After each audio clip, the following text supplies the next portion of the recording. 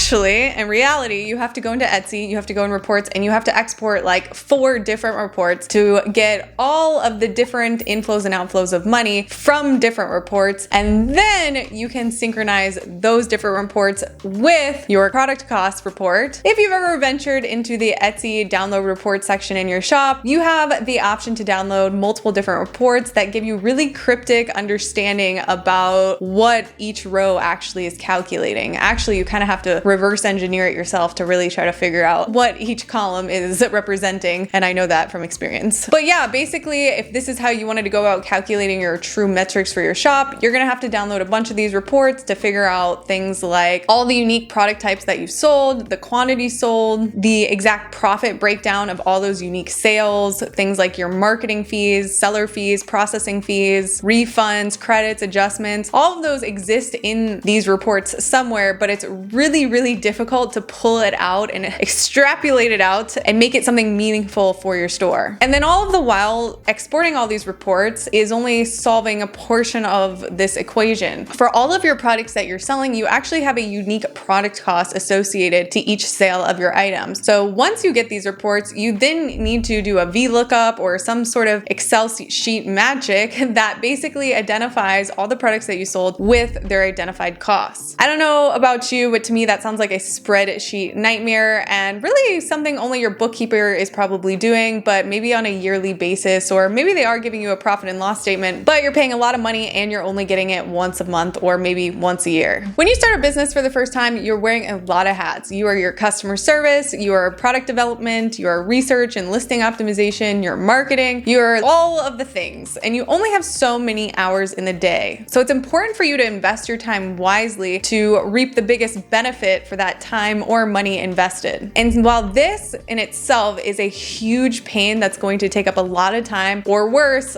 paying somebody else a lot of money to do it for you. So the solution to this is, why don't we just track it automatically? We are ProfitTree. We are the first ever real-time Etsy profit tracking solution for Etsy merchants. Now, profit tracking is as simple as connecting your Etsy shop to your ProfitTree account. After you have synced all of your Etsy shop data, you can go into your product cost tab and upload all of your product costs that you have in your store, or better yet, if you sell on Printify or Printful, with one-click integrations, we can immediately sync all of your product cost information from your POD production partner, and we can immediately start tracking what your true profit is. We understand at ProfitTree that your business is growing, evolving, and changing over time. That is just the very nature of business. So we also have the capability for you to edit your COGS history or update your existing product costs for the future. So at any point in time, if your cost of goods sold increases or decreases, we can make sure we account properly for all the influx or hopefully decrease of costs in your business. Better yet, if you're somebody like me that likes to split test everything, and say you have one unique product, but you're selling that one unique product type in multiple of listings, we also have the capability to do a product synchronization, where we can identify that one unique product type is sold in many different Etsy listings across your storefront. And so now we can synchronize and aggregate all of that data that's on many different listings into one product report. And so while you're in your Etsy listings tab, you might have your top 10 best-selling listings, but in reality, the most profitable product for you is number 11, but you didn't even know it because you can't see that inside of just your Etsy listing stats. So like I already mentioned, in the Etsy stats, you can clearly see what products are generating you the most revenue, but the clear KPI on winning products is actual profit. Which ones are making you the most profit for a given period of time? And those are the true KPIs that you want to allow to guide you on your next best time spent investing in a product or a new product launch. But it doesn't end here. In the ProfitTree dashboard, there is a plethora of important storytelling metrics about your storefront. While we get a holistic visual of how your store is on an upward or declining trend, the versatility of the ProfitTree dashboard is meant to holistically give you an understanding about the trajectory that your shop is on. This keeps the relationship with your business that much more honest and allows you to not overlook truthful metrics. It kind of forces you to not lie to yourself in a sense about what trajectory your shop and your business is on. Lying to yourself was kind of harsh. I would just say it avoids you from to keeping a blind eye to what could or what could not be happening in your business. Just to point out some really cool metrics that we're showcasing. If we go to your advertising bucket here, you can see that we're showing things like ad spend, which is the total spend of offsite and onsite Etsy ads, things like ROAS, and other things like your average holistic break-even ROAS for your store. If you click on ROAS, you can see over time how your return on ad spend is performing. If your ROAS has a downward error for that time period, say in the last year, this can indicate that your marketing is becoming more expensive, which is usually a result of your listings not being competitive and converting less customers when they click on your listing. Or it means that you're not optimizing your ad spend properly and you're probably wasting money on listings that are not generating you a good return. Over time, what you want to see with ROAS is that it's going up, which is a clear sign that you're optimizing your ad spend and it is increasing, hopefully, over time. On the contrary, like I said, if your ROAS is increasing over time, this means that the efforts that you're putting into your listings and the marketing and your imagery and your value propositions for your products are probably working, and that you're optimizing your ads profitably because it's costing you less money to see a return on your ad spend, thus making your ROAS increase. Moreover, you have another metric on your dashboard called your break-even ROAS. This is the average break-even ROAS your shop is hitting holistically for your store. This is showing you, based off of your product costs on average, what your break-even point is with your ad spend. So if I give you $1 and you give me back $2, that's a 2x return on ad spend. But maybe 2x return on ad spend isn't profitable for you. Or maybe it is. Well, actually, you don't even need to know that because we're calculating for you. You don't need to do any of the hard calculating because that's what we're here for. So in this example, you can see that the break-even ROAS is 1.25. So that means when you're analyzing your Etsy ads, in general, your average break-even ROAS in this column is 1.25. So anything under 1.25 is not breaking even or profitable. Anything over 1.25 is profitable on the ad level. And while on your dashboard, break-even ROAS is showing you a holistic view of all of your break-even ROAS as a collective average, when you go into your listing reports, we actually calculate your break-even ROAS on a specific listing. So of all the variation options you have with all of their associated costs, this is the ROAS that you would need to hit on that listing in your Etsy ads in order to make money, lose money, or break even. And in this short video, this is me just sharing